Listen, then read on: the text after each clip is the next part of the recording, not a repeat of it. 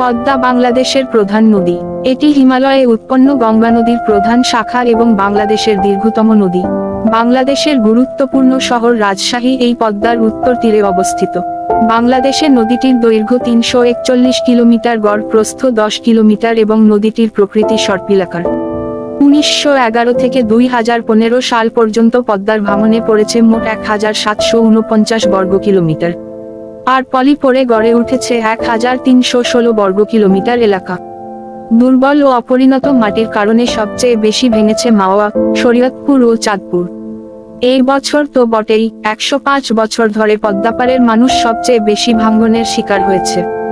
2018 সালে যুক্তরাষ্ট্রের মহাকাশ বিষয়ক সংস্থা নাসা এক গবেষণায় জানিয়েছিল, 1967 থেকে 2017 সাল পর্যন্ত সময়ে 66,000 হেক্টরের প্রায় 256 বর্গমাইল বা 660 বর্গ কিলোমিটার বেশি এলাকা পদ্মার ভাঙনে বিলীন হয়ে গেছে, যা ঢাকা শহরের আয়তনের প্রায় 2.5 গুণের সমান।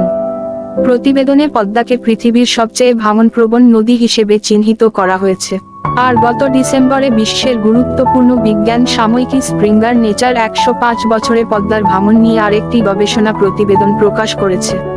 তাতে বলা হয়েছে, 1911 থেকে 2015 সাল পর্যন্ত সময়ে পদ্মার ভাঙনের শিকার হয়েছে এর দুই পারের 1749 বর্গ কিলোমিটার এলাকা।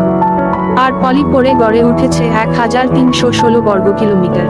অর্থাৎ এই সময়ে ভাঙাগড়ার খেলায় পদ্মাপাড়ের মানুষ 433 বর্গ কিলোমিটার ভূমি হারিয়েছে।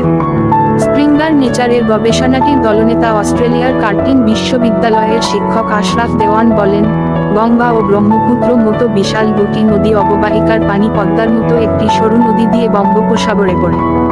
আর মাওয়া থেকে শরীয়তপুর পর্যন্ত পদ্মার যে শাখাটি তৈরি হয়েছে তা বড়জোর 200 বছর আগের। আর এর দুই পাশের ভূখণ্ড অনেক অপরিণত ও দুর্বল মাটি দিয়ে গঠিত। ফলে বর্ষার সময় পানি প্রবাহ বেড়ে গেলেই সেখানে ভাঙন বেড়ে যায়। আর এ ধরনের একটি নদীর ভাঙন সামলাতে প্রতিবছর যেভাবে বিভিন্ন স্থানে বিচ্ছিন্নভাবে ব্যবস্থা নেওয়া হয়, তাও সঠিক পদ্ধতি নয়। সামগ্রিকভাবে পুরো নদীর পানি ও পলির প্রবাহের ধরন এবং দুই পারের মাটির গঠনকে বিবেচনায় নিয়ে ভাঙরোধে উদ্যোগ নিতে হবে।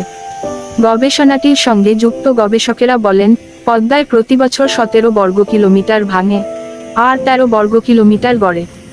সেই হিসাবে বছরে আমরা 4 বর্গ কিলোমিটার জমি হারাচ্ছি।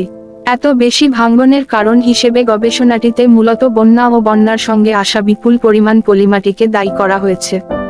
একই সঙ্গে পদ্মা নদীকে শাসন করতে গিয়ে এর দুই পারে অবকাঠামো নির্মাণ করা হয়েছে, অর্থাৎ বাঁধ দেওয়া হয়েছে। সেগুলো নদীর সঙ্গে মূল ভূখণ্ডের প্লাবনভূমির সম্পর্ক বিচ্ছিন্ন করে দিয়েছে। ফলে বন্যার সঙ্গে আসা পলি প্লাবনভূমিতে ছড়িয়ে না পড়ে নদীর বুকেই জমা হতে থাকে, যে কারণে নদীর তলদেশ উঁচু হয়ে বন্যা ও ভাঙনের পরিমাণ বাড়ছে।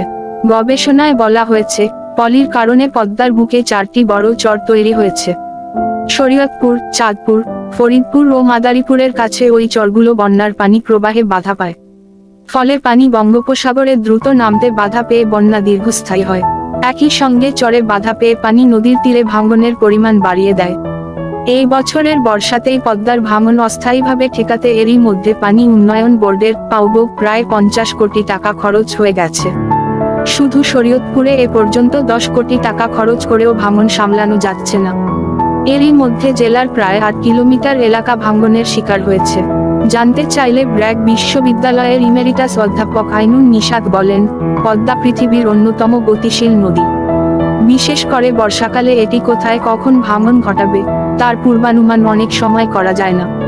তবে এই নদী ব্যবস্থাপনার ক্ষেত্রে অবশ্যই একটি সামগ্রিক পরিকল্পনা দরকার।